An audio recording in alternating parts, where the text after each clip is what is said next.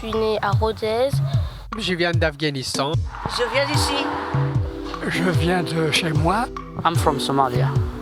Oui, je viens de Scorpio. Je viens du Pérou. Je viens de Pologne. On est tous citoyens du monde. Être né quelque part pour celui qui est né, c'est toujours un hasard. Bonjour à toutes, bonjour à tous, vous êtes sur la radio Quartier des Ondes. Vous écoutez L'Autre et moi et aujourd'hui je vous ai préparé une sorte de best-of des lectures de lettres issues de l'Encyclopédie des migrants. L'association L'Âge de la Tortue est à l'origine de ce projet. C'est un recueil de lettres de migrants qui s'adressent à leurs proches restés au pays.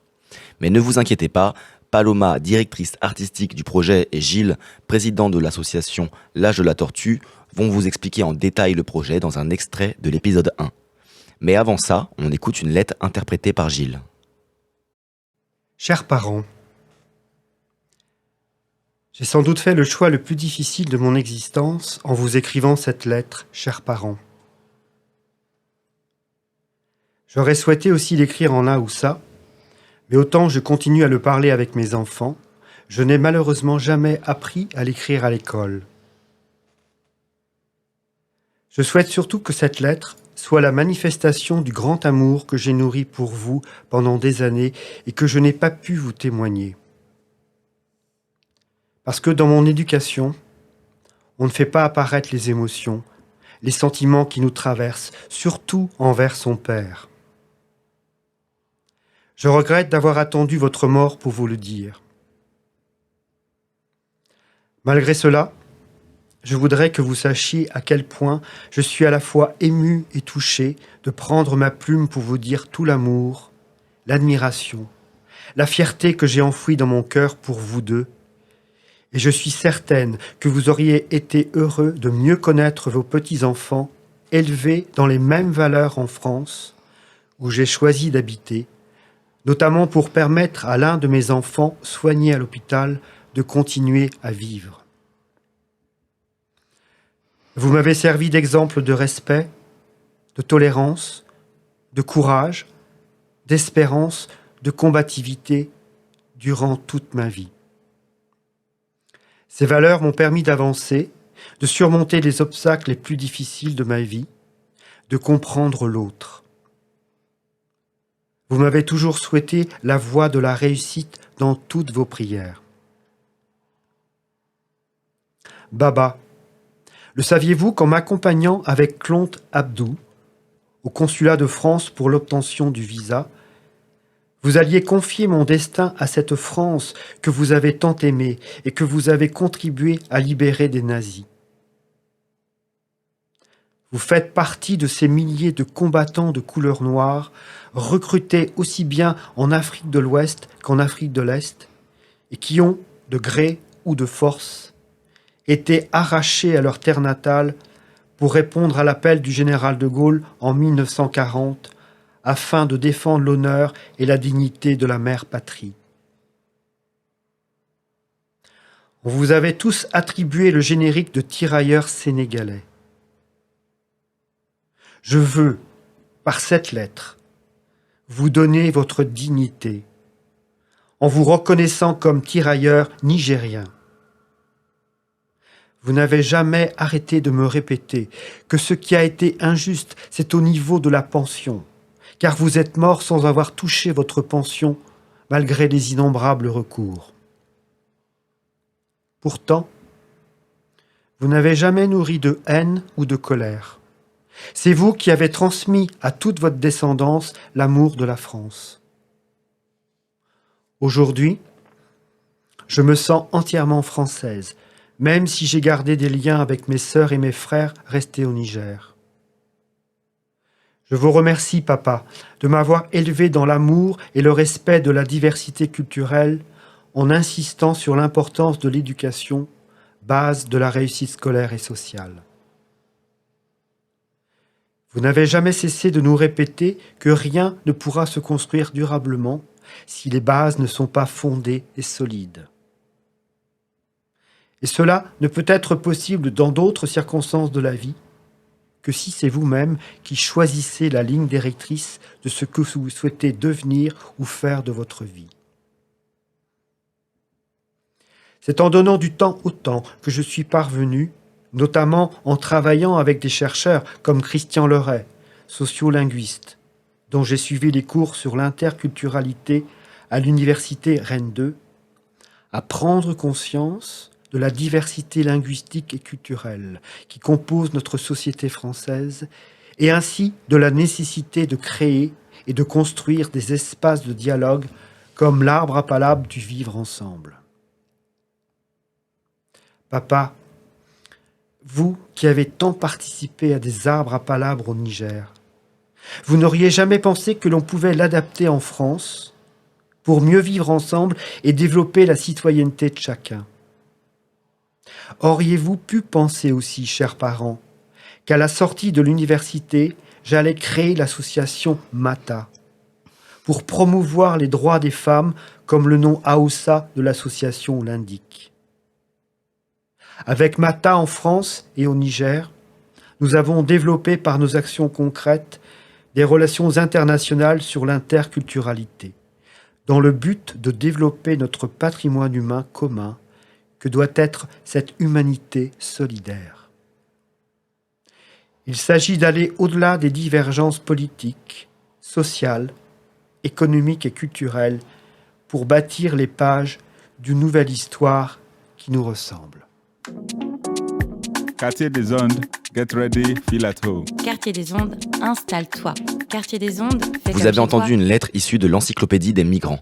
Pour ce best-of, vous allez entendre plusieurs lettres, parfois dans d'autres langues, mais pas d'inquiétude, elles sont suivies de leur interprétation en français. Avant ça, Paloma, directrice artistique du projet, revient sur la genèse et le concept de l'encyclopédie des migrants. Alors, l'Âge de la Tortue, c'est une structure artistique. On travaille entre les arts visuels et les arts vivants, vraiment entre les deux. On n'aime pas du tout être dans une catégorie. On n'aime pas les catégories à l'Âge de la Tortue.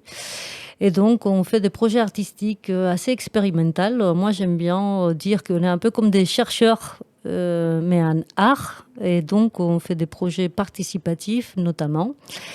Des projets collaboratifs, des projets de coopération, puisqu'on travaille sur le territoire micro-local d'Iblon, à Rennes, et à l'échelle européenne. Donc on travaille évidemment aussi à Rennes et à niveau national, mais vraiment nos deux territoires, c'est les micro-local et l'international. Donc on monte des projets avec des sortes de protocoles de participation qu'on va tester ici dans les quartiers d'Iblon. Et si ça nous plaît, si le projet, on trouve que ça marche, que ça fonctionne, qu'il a un vrai intérêt avec des productions artistiques derrière qu'on trouve intéressantes, ben on essaye d'aller ailleurs dans d'autres territoires à niveau européen et de faire des projets qui vont intéresser nos partenaires internationaux de manière locale et avec lesquels on va construire un intérêt international et qu'on essaye de faire du commun avec des gens très différents. Donc on travaille avec des artistes, on travaille avec des personnes qui habitent dans un territoire donné et on travaille aussi beaucoup avec des chercheurs en sciences humaines et sociales puisqu'on donne beaucoup d'intérêt à toute la partie des réflexions d'un projet. Alors il y a un projet qui nous touche particulièrement dans cette émission parce qu'on va être amené à le développer tout au long de l'année, qui s'appelle l'Encyclopédie des migrants et qui est un projet qui existe, je sais, depuis plusieurs années à Rennes. Et est-ce que tu peux nous en dire quelques mots de ce magnifique projet de l'Encyclopédie des migrants ? Eh bien, bien sûr, l'Encyclopédie des migrants. L'Encyclopédie des migrants, c'est un sujet encyclopédique, un vaste sujet qui va nous porter dans ces émissions-là, justement. Et donc, l'Encyclopédie des migrants, c'est un projet de récolte de paroles, de collecte de paroles, un projet européen qu'on a fait entre 2015 et 2017 dans 8 villes de l'arc atlantique, donc de Brest jusqu'à Gibraltar, où on a récolté 400 lettres de personnes migrantes, des lettres qui sont écrites à la main, dans leur langue maternelle, des personnes qui sont en parcours migratoire.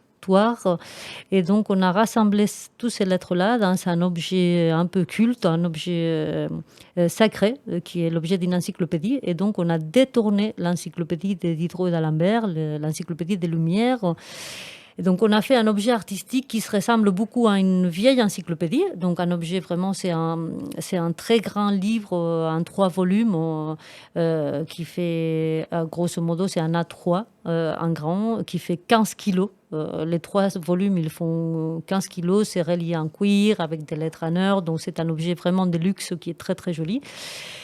Mais à l'intérieur de cette encyclopédie, au lieu de trouver un savoir académique ou un savoir qui est estampillé par l'académie, c'est un savoir dit sensible qu'on peut trouver à l'intérieur. Donc, c'est tous ces lettres, tous ces parcours de personnes qui ont un jour quitté chez eux, quoi. Voilà. Et comment elle est née, cette idée en toi de créer cette encyclopédie ?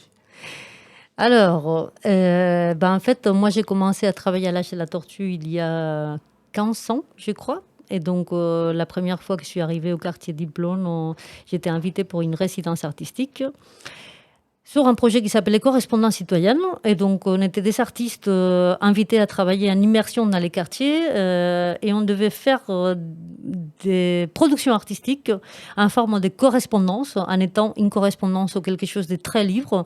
On devait trouver des personnes qu'on ne connaît pas sur les quartiers. Et avec ces personnes-là, on devait co-construire ces œuvres, ces correspondances. Et donc, il y avait différentes thématiques de travail, dont la thématique de migration. Moi, je venais d'arriver à Rennes à ce moment-là. Je me sentais très migrante à ce moment-là. Je ne comprenais rien de Rennes, des quartiers Diplôme. Il pleut tout le temps ici. Et donc, tout ça, c'était très difficile pour moi.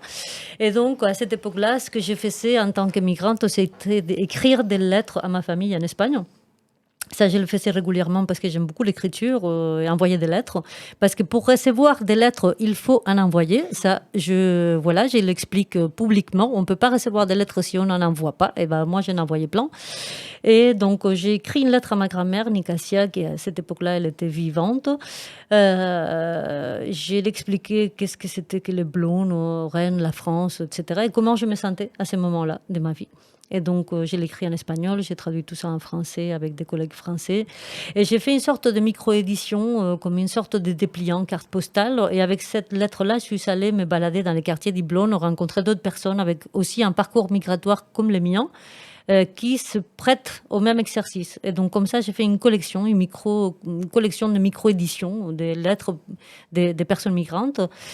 Et après ça, là, j'ai la tortue. Elle a bien aimé mon travail. Ils m'ont proposé de rester. Je suis restée. On a monté 2 éditions. On a fait 2 ouvrages, des collections de lettres des personnes migrantes. Jusqu'à arriver à l'encyclopédie. Pourquoi ? Parce que j'ai rencontré de plus en plus de gens, des migrants dans les quartiers, qui connaissaient le projet. Ils disaient « Ah, c'est bête, je n'ai pas participé, alors que j'aurais bien aimé participer à ton projet. » Et du coup, je me suis dit « Mais il faudrait faire une encyclopédie. » Parce qu'en fait, je connais de plus en plus de gens, des migrants qui sont en parcours super intéressant, qui voudraient participer. Et donc, dans ma tête, je me suis dit, tiens, on va faire une encyclopédie parce que je pensais à chiffres, c'est-à-dire un grand nombre de lettres, donc un grand nombre des volumes, des livres, etc. Mais je ne pensais pas du tout à l'encyclopédie de Diderot et d'Alembert, aux Lumières et tout ça. Quand j'ai commencé à parler de ces projets-là avec mes collègues artistes, intellectuels, chercheurs, etc., tout le monde m'a dit « Non, mais attention, tu ne vas pas faire une encyclopédie. Qu'est-ce que tu connais de l'encyclopédie ? Tu connais quoi de Diderot et d'Alembert, des Lumières françaises ?» Et j'ai dit « Je ne connais pas grand-chose, en fait. » Mais alors, est-ce que c'est grave de ne pas connaître grand-chose aux Lumières et de s'emparer de ce sujet-là? Et donc, du coup, ça m'a paru justement que toute cette, toute cette polémique-là qu'il y a eu autour de cette question-là, de quelles connaissances moi j'avais sur l'encyclopédie des Lumières, ça questionnait la légitimité de tous à avoir accès à un savoir ou à parler d'un savoir sans savoir toute la connaissance. Et donc, du coup, je me suis dit que le projet artistique, il était là. Voilà. Et donc, on allait détourner l'encyclopédie de Diderot et d'Alembert. Et donc, on a vraiment essayé de détourner au maximum, de manière formelle, l'objet qui était la représentation symbolique de cette légitimité des Lumières françaises. Sauf qu'à l'intérieur, au lieu de reproduire une connaissance qu'on connaît déjà, je me suis dit, il faut y mettre du sensible, c'est-à-dire une connaissance qui ne serait pas encore légitime. Voilà, donc y mettre de l'illégitime dans un endroit apparemment très légitime. Et donc, voilà. Et donc, l'encyclopédie des migrants, à l'intérieur, il y a ces 400 lettres écrites dans la langue maternelle de la personne, les traductions dans les 4 langues officielles du pays, c'est-à-dire en espagnol, en français, en anglais et en portugais. Il y a aussi des photographies qui ont été prises par des artistes photographes des 4 pays qui ont été partenaires de ces projets européens. Et il y a aussi 16 textes en recherche humaine sociale des sociologues, anthropologues, historiens qui sont travaillés avec nous tout au long de ce projet. Et donc l'encyclopédie des migrants, elle est à Rennes au Champ Libre au 6e étage, dans l'étage du patrimoine. Et n'importe qui peut aller la consulter. Il suffit de monter au 6e étage des Champs Libres. Vous la demandez, bonjour, je voudrais voir l'encyclopédie des migrants. Et une des bibliothécaires doit vous sortir cet ouvrage-là. Et il y a un deuxième exemplaire dans les archives départementales à Rennes aussi. Voilà, la synthèse de l'encyclopédie des migrants. Mais l'histoire ne s'est pas arrêtée là, juste à l'édition, puisque je crois que tu as voulu aussi qu'il y ait une suite, c'est-à-dire qu'il y a des lectrices et des lecteurs qui soient formés d'une certaine manière pour faire vivre cette encyclopédie. Donc ce sont toutes ces lectures publiques qui ont lieu depuis maintenant plusieurs années. Qu'est-ce que tu peux nous en dire un petit peu ? En fait, l'idée, c'est que quand on pense à une encyclopédie, on pense à un objet poussiéreux. Et ce que je ne voulais surtout pas, c'est que l'encyclopédie des migrants prenne de la poussière. Donc pour ça, il faut vivre l'ouvrage, il faut le sortir, le mettre en mouvement, et qu'il ne s'arrête pas. Parce que quand on s'arrête, on prend de la poussière. Et donc, on a monté tout un projet qu'on a appelé à l'époque la vie de l'encyclopédie des migrants, c'est-à-dire comment créer d'autres plans de projets autour de l'encyclopédie des migrants. Donc, moi, à la base, je suis metteur en scène, comédienne, je viens de la danse, du théâtre. Et pour moi, l'encyclopédie des migrants, au début, c'était qu'un premier projet pour des nouveaux textes pour le théâtre. C'est-à-dire que mon projet, c'était faire des spectacles après. C'est-à-dire aller faire une collecte de témoignages pour avoir des nouveaux textes pour des nouvelles mises en scène. Sauf que le projet de l'encyclopédie des migrants, c'est un projet qui a été énorme et qui a pris toute la place. Et qui a été plus grand finalement que les mises en scène qui sont venues derrière. Mais mon idée, c'était justement comment avoir des nouveaux textes, des récits des personnes, des textes sensibles pour faire des projets, des spectacles vivants derrière. Et donc, quand on a fini l'encyclopédie des migrants, on a fait une journée de présentation officielle à Rennes et dans toutes les autres villes du projet. Et on s'est dit comment on peut fêter la sortie de l'encyclopédie. Moi, je voulais pas faire une fête quelconque, comme on fait toujours un vernissage. Je voulais faire quelque chose un peu aussi en détournant quelque chose. Et donc, du coup, on a rendu l'encyclopédie des migrants de Rennes à la maire de Rennes, Nathalie Appéré. On a fait ça au Triangle, voilà, ici dans les quartiers, parce que ça nous semblait important que ce soit ici, dans notre territoire à nous, quoi. Et donc, on a rendu public l'encyclopédie en faisant ces gestes symboliques de lui rendre à la maire en tant que représentant de la ville. Et après, au lieu de faire une fête, ce qu'on a fait, c'est qu'on a fait un marathon de lecture qui a duré 24 heures non-stop à l'Hôtel Pasteur. Donc, pendant 24 heures non-stop, on a lu toute l'encyclopédie des migrants de la A à la Z. On n'a pas fini à la Z, mais presque. Voilà. En tout cas, ça a été un moment qui a été vraiment très beau. Et tu étais là, donc tu pourras le raconter. Et donc, pour faire ce marathon de lecture, puisque je suis metteur en scène, j'ai proposé des ateliers de lecture publique. Et donc, on a ouvert à tout le monde de manière gratuite. Tout le monde qui voulait pouvait s'inscrire. Et donc, moi, j'ai fait ça pendant, je ne sais plus si c'était 3 ou 4 jours. J'ai fait des ateliers des lectures publiques pour préparer les gens qui voulaient venir au marathon, lire des lettres de l'encyclopédie des migrants. Et donc, vous avez été très nombreux. Et après, il y avait tous ces gens-là qui voulaient continuer. Et donc, on a suivi des lectures publiques jusqu'à aujourd'hui. Voilà. Vous avez maintenant toutes les clés en main pour comprendre le projet. Écoutez maintenant la lecture de ces quelques lettres intéressantes et touchantes. Quartier des Ondes, the voice of the street. Quartier des Ondes, la voix des quartiers. Cher père, encore une année qui s'achève et la saudade qui ne se compte pas en jours, en mois ou en heures, son intensité étant plus semblable aux vagues de la mer qui peuvent être autant dévastatrices et sembler parfois de simples ondes qui nous baignent les pieds, a aujourd'hui envahi mon cœur. Je suis assise en pensant à nous, en me rappelant toutes ces années où nous avons vécu éloignés, unis par les lettres et les appels téléphoniques qui coûtaient extrêmement cher au début. Le premier date du 1er avril 1980 et a provoqué un branle-bas de combat dans la commune de Safourdan. Vous vous souvenez ? Vous avez appelé à la taverne et comme notre maison se trouvait de l'autre côté, Arminda, très pratique, vous a informé que nous allions bien et a raccroché. Mais quelqu'un est allé à la maison le raconter, et moi, qui donnais son bain à Arthur à ce moment-là, j'ai tout rangé à la hâte et nous avons accouru. Nous avons alors demandé une liaison vers le Brésil, ce qui pouvait prendre des heures, et cela a été si bon d'entendre votre voix. Tous étaient inquiets car ils n'avaient pas eu de vos nouvelles depuis notre départ de Santos le 7 mars. J'ai trouvé cela si étrange, car pendant les 11 jours de voyage, j'ai tenu un journal de bord et je vous l'ai envoyé. Il allait arriver quelques jours plus tard, le service postal était lent. Tant de choses semblaient étranges. Nous habitions dans la ferme Santo Antonio à São Paulo, où nous avions tout et, soudainement, nous nous sommes retrouvés dans un petit hameau de Beira Alta. Le jour où Zé est tombé malade, j'ai dû marcher 8 kilomètres à pied, aller-retour, sur une route quasi déserte, bordée de broussailles pour aller à la pharmacie la plus proche. Le linge se lavait dans un lavoir commun.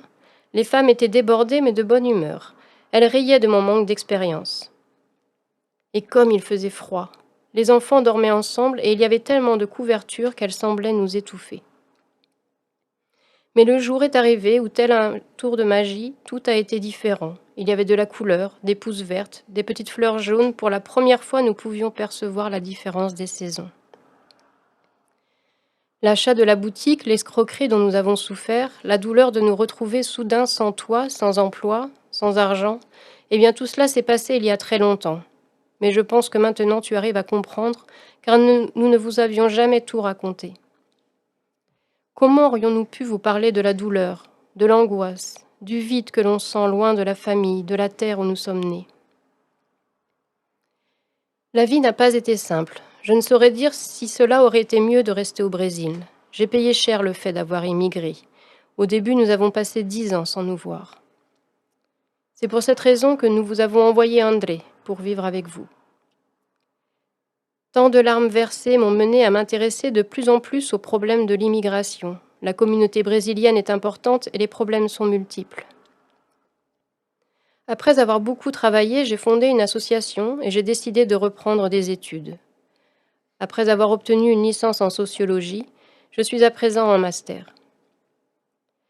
Je m'aperçois que ma lettre est déjà longue. Il y a tant à raconter, mais en réalité, nous n'avons jamais besoin de beaucoup de mots. Un jour, en parlant de ma naissance, à laquelle vous avez assisté, vous m'avez dit « Dès le départ, cela a été spécial. » Et lorsque nous nous sommes dit au revoir en 2010 et que je vous ai dit combien je vous aimais, votre réponse a été « Inutile de le dire, je le savais. » Aujourd'hui, j'écris une lettre que je ne vais pas envoyer, mais qui s'ajoutera à l'histoire de nos vies, réparties sur 2 pays, réparties entre le terre et le ciel. Votre fille qui vous aime, Rosilda. Estimado Juli, luego le contaré el porqué de esta carta. Solo quería que supiera que pese a la distancia y al distanciamiento previo, atesoro en mi memoria el aprendizaje que llevé a cabo como su alumno y como su asistente. Sus clases me llevaron a percatarme de elementos de mi personalidad que yo mismo ignoraba. Por todo esto, quiero contarle un poco de la que ha sido y de lo que he vivido acá. Precisamente por el papel que jugó usted en la decisión eventual de aventurarme a dejarlo todo para estudiar aquí en Francia. Hay una historia de Martin Buber acerca de un cierto rabino Isaac, hijo de Jekyll, en la Cracovia del siglo XIV, que luego de soñar varias veces que encontraba un tesoro escondido bajo un puente de Praga, emprende el viaje solo para descubrir, al hablar con uno de los guardias de la ciudad, que el tesoro que había soñado estuvo siempre escondido en los muros de su hogar en Cracovia. Mi experiencia como migrante la siento muy similar a esta historia. Desde que usted me conoció, e incluso antes, tal vez desde que descubrí que existía un mundo más allá de mi pueblo, siempre quise irme. Los libros que devoraba me dieron una imagen idealizada del resto del mundo, especialmente de Europa. Era una especie de xenofilia que todos notaban y que podía incluso llegar a molestar a algunos. Yo soñaba con una cultura diferente, unos valores diferentes. En mi miopía juvenil hacía una amalgama de los monumentos de Occidente con la realidad de nuestro tiempo.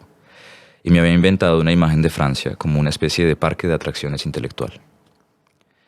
Esta fijación con Europa nunca fue en detrimento de mi amor por Colombia. Al contrario, siempre pensé que conocer mejor este primer mundo me ayudaría a hacer una contribución a nuestra querida Locombia. Sin embargo, como el rabino que descubre el tesoro en su propia casa, venir y vivir en Francia hizo que valorara con mucha más pasión mi colombianidad. Y ya no creo que las respuestas estén necesariamente en la imitación de esta Europa. Al contrario, es importante que encontremos nuestras propias respuestas. Además, descubrí muy para mi placer que Francia es mucho más que su pasado y que esta diversidad tiene mucho en lo que nos podemos reflejar. Esta ha sido la gran revelación de mis 3 años en Francia. Me despido con un abrazo y hasta pronto en unos meses, cuando esté de nuevo respirando nuestro aire. Salud, Juli. Atentamente, Eduardo. Cher Rouly, par la suite, je vous raconterai le pourquoi de cette lettre. Je voulais juste que vous sachiez que malgré la distance et l'éloignement précédents, l'apprentissage que j'ai mené pendant le temps où j'ai été votre élève, puis votre assistant, est un trésor dans ma mémoire. Vos cours m'ont amené à découvrir des éléments de ma personnalité que moi-même j'ignorais. Tenant compte de tout ça, je veux vous raconter un peu de tout ce que j'ai vécu et de ce que j'ai appris ici, particulièrement en tenant compte du rôle que vous avez joué dans ma décision de m'aventurer à faire mes études en laissant tout pour venir en France. Je voudrais vous raconter une histoire tirée de l'œuvre de Martin Buber. C'est un conte sur un certain rabbin nommé Isaac, fils de Jekyll, dans le Cracovie du XIVe siècle. Ce rabbin, Isaac, rêvait souvent qu'il trouvait un trésor sous un pont à Prague et il décida d'entreprendre le chemin pour le découvrir. Seulement, une fois arrivé et en parlant avec un des gardes de la ville, il apprit que d'autres avaient rêvé de découvrir le même trésor chez lui, à Cracovie. Il retourna chez lui à Cracovie et entreprit une excavation sous son foyer et finit par trouver le trésor dont on rêvait. Comme le personnage de cette histoire, j'ai compris que le trésor était dans mon foyer en allant très loin de chez moi. Depuis que vous m'avez connu, et même avant que je connaisse un monde au-delà des frontières de mon enfance, j'ai toujours voulu m'en aller. Tous les livres que je dévorais me donnaient une image idéalisée du monde et spécialement de l'Europe. C'était à l'époque une xénophilie qui embêtait beaucoup de ceux qui me connaissaient et qui arrivaient à m'éloigner des gens. Je rêvais d'une culture différente, avec des valeurs différentes, et dans ma myopie juvénile, je faisais un amalgame entre les monuments de l'Occident et la réalité de notre temps. Je m'étais inventé une image de la France comme une espèce de parc d'attractions intellectuelles. Cette fixation sur l'Europe ne s'est jamais faite au détriment de mon amour pour la Colombie. J'ai toujours pensé que connaître mieux ce premier monde m'aiderait à faire une contribution à notre petite Locombie, folle Lombie. Néanmoins, comme le rabbin qui découvre le trésor chez lui, venir et vivre en France a fait que je tiens plus fort à ma colombianité et que je ne crois plus que les réponses se trouvent en imitant cette Europe. Au contraire, je pense maintenant qu'il est encore plus important de trouver nos propres réponses. De plus, j'ai découvert, à mon grand plaisir, que la France est plus que son passé et que sa diversité a beaucoup à nous apprendre. Ceci a été la révélation de ces 3 ans passés en France. Je prends congé avec une accolade et vous dis à bientôt, Dans quelques mois, je serai de retour pour respirer notre air. Mes salutations, Ruli. Cordialement, Eduardo. Hola hermanita, ¿cómo estás? ¿Metida en la vorágine electoral de ese caos de país? ¿Otra vez teniendo que elegir entre lo malo y lo peor? Y no sigo con este tema porque no nos pondremos nunca de acuerdo. Estoy por cumplir 40 años de exilio, 40 años fuera de mi país, que ya no es mi país, y no te creas que siento que España lo sea, porque a esta altura de mi vida siento que no soy de ninguna parte. Me río cuando alguien, escuchando los bondazos que di en mi vida, todos los lugares donde he vivido, me dice: tú eres ciudadano del mundo. Sí, la frase es muy bonita. Suena bien eso de ciudadano del mundo. Pero yo en realidad no me siento ciudadano de ningún lugar. Más bien me siento un paria que trata de vivir allí donde cae. Tal vez, como dijo un poeta o Félix Grande, no sé, mi patria es la palabra y un cuerpo de mujer. A la mía le agregaría los amigos. Lo demás son mitos, costumbres, fronteras, himnos, banderas. Tomo mate cuando la úlcera me deja. Me gustan el fútbol y el tango. ¿Es eso ser argentino? El Che era argentino. Videla era argentino. Borges, Maradona, un ratero, Troilo, un premio Nobel, todos argentinos. En Suecia era extranjero. En España lo soy y cuando viajo a Argentina también me siento extranjero. Pero a pesar de todo, y aún sin saber lo que significa eso, soy argentino. Sin orgullo ni vergüenza. Como un lunar de nacimiento, como una cicatriz que los años van borrando pero que nunca se quita. Orgullo siento por algunas cosas que hice, por las mujeres que amé y me amaron, por los amigos que te quieren por ser como eres y a pesar de ello, y por los hijos que vuelan libres, por algún cuento que no mereció la papelera, por las piedras que he tirado. Vergüenza por traicionarme, pero no atreverme, por el egoísmo, por los besos que no di, porque a veces hablé de más y otras callé cuando debía haber gritado. No haré una fiesta para festejar estos 40 años. El exilio es una herida, sí, pero una herida que llevo con orgullo. El precio que pagué por decir no. Bueno, Susi, perdóname la filosofía barata, esta charla de café sin mesa ni café. Pero vos sos un ancla, mi clave a tierra, y a quién si no a vos puedo contarle estas cosas. Un abrazo, saludos a los tuyos, te quiero, Giuseppe. Coucou Sorette, comment vas-tu? Toujours coincé dans le tourbillon électoral de ce pays aux abois, à devoir encore une fois choisir entre le mauvais et le pire. J'arrête là pour le sujet, on ne tombera jamais d'accord. Je vais bientôt fêter mes 40 ans d'exil, 40 ans loin de mon pays, qui n'est d'ailleurs plus mon pays. Et ne pense pas qu'au fond l'Espagne soit mon pays. À ce stade de ma vie, j'ai l'impression que je ne suis de nulle part. Je rigole quand quelqu'un, écoutant mes 400 coups, tous les lieux où j'ai vécu, me dit « Tu es un citoyen du monde ». C'est vrai, la phrase est très belle, ça sonne bien, citoyen du monde, mais je me sens citoyen de nulle part. Je me sens plutôt comme un paria qui essaye de vivre là où il tombe.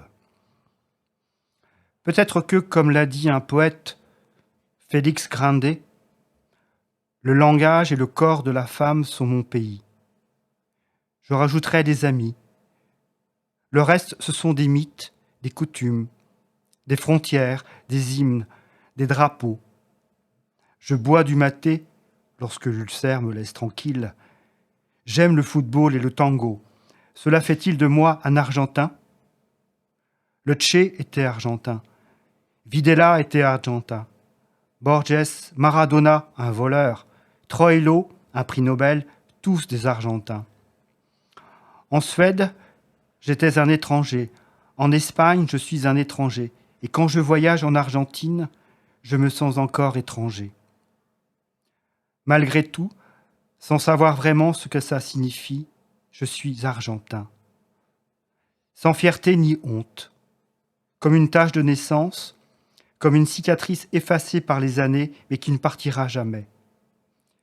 Je suis fier des choses que j'ai accomplies, des femmes que j'ai aimées et qui m'ont aimé, de mes amis qui m'aiment pour ce que je suis, et malgré ça, des enfants qui prennent leur envol, d'une histoire que je n'ai pas jetée à la poubelle, des pierres que j'ai lancées. J'ai honte de me trahir, de ne pas oser, d'être égoïste, des baisers que je n'ai pas donnés, des fois où j'ai trop parlé et des autres où je me suis tu au lieu de crier. Je n'organiserai pas de fête pour ces 40 ans. L'exil est une blessure, mais une blessure que je porte avec fierté. Le prix à payer pour avoir dit non. Suzy, pardonne ma philosophie de comptoir, mais tu es mon encre, le fil qui me relie à la terre. Et à qui, à part toi, pourrais-je raconter tout ça? Je t'embrasse, passe le bonjour au tien. Je t'aime, Giuseppe. Chers parents, voilà déjà plus de 30 ans que vous nous avez amenés, moi et mes frères, dans ce pays, planté en bord de mer, tel que l'a décrit le poète. Contrairement au reste des immigrants de Sao Tomé et des Africains en général, nous sommes venus vivre dans un petit village tranquille, très proche de la ville de Torres Vedras. Tout était très différent. C'était un Portugal différent. Depuis la fenêtre de ma chambre, je voyais des collines, des arbres, des fleurs, des fruits, la paix. Dans les rues, la réalité. Les habitants, les voisins portugais ne nous connaissaient pas et ne savaient pas d'où nous venions et ne connaissaient pas notre réalité, ni notre culture ou nos traditions. Ils nous trouvaient étranges. Ils se méfiaient de nous. Cela a été tout un processus. Le langage des enfants est universel. Aucune explication n'a été nécessaire pour trouver des amis avec qui jouer chaque jour, des complices pour chaque bêtise, des amis improbables. Le langage des adultes est différent. C'est le langage de l'avoir pour être, de l'exclusion, du sacrifice. Vous avez alors beaucoup travaillé afin que nous puissions avoir.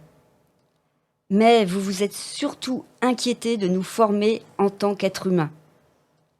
Être de bons chrétiens afin d'être de bons citoyens. Ce fut ainsi. La société s'est chargée de nous mettre des limites et des barrières, en affichant clairement que les places au sommet, les positions remarquables et les lieux de pouvoir nous étaient interdits, à nous, les migrants. Rien ne servait d'essayer, car notre place était dans les secteurs primaires et secondaires, la main-d'œuvre bon marché, de faible qualité et restreinte aux banlieues. Entre-temps, vous avez osé nous élever pour être ce que nous voulions être, sans préjugés, limites ou stéréotypes. Nous avons rapidement compris que le monde et le Portugal ne faisaient pas exception à la règle. Il appartenait à qui possède des objectifs définis et travaille de manière honnête pour les atteindre. De nos jours, le Portugal a changé. Il est toujours un pays d'une beauté sans égale, qui nous offre une bonne gastronomie, du soleil et des plages, mais qui est également devenu une terre d'opportunités. Les immigrants ont quitté les quartiers, brisé les stéréotypes et intégré les secteurs les plus variés, depuis la politique et l'économie jusqu'à l'éducation. Je ne suis qu'un exemple, parmi tant d'autres, de ce que c'est que d'être aujourd'hui une jeune immigrée de Sao Tomé au Portugal. Je suis également devenue une citoyenne avec les livres. J'ai obtenu une licence et une maîtrise, et aujourd'hui je suis enseignante. Aujourd'hui j'ai mis un terme aux stéréotypes et aux idées préconçues, qui, bien que plus discrètes, prévalent encore dans cette société. J'ai appris avec vous qu'être émigrant peut être une condition, mais jamais une limite. J'ai appris que tout le monde pouvait être tout, peu importe l'endroit. Lisbonne, le 17 mars 2016, Abigail Tini Cosme. Homo mito auto d'ami. D'ami, mon fils chéri. Te dire ce que je ressens me fait mal, à cause de ce que je vis en ce moment. Mais je veux que tu saches que tu as un père et qu'il t'aime. Dans cette ville de Nantes, ce pays, la France, je me sens comme un petit animal égaré, loin de ses parents. Je mange à n'importe quelle heure, je dors à n'importe quelle heure. Comment vous dire combien vous me manquez, ta maman et toi, et ma famille, et mon pays.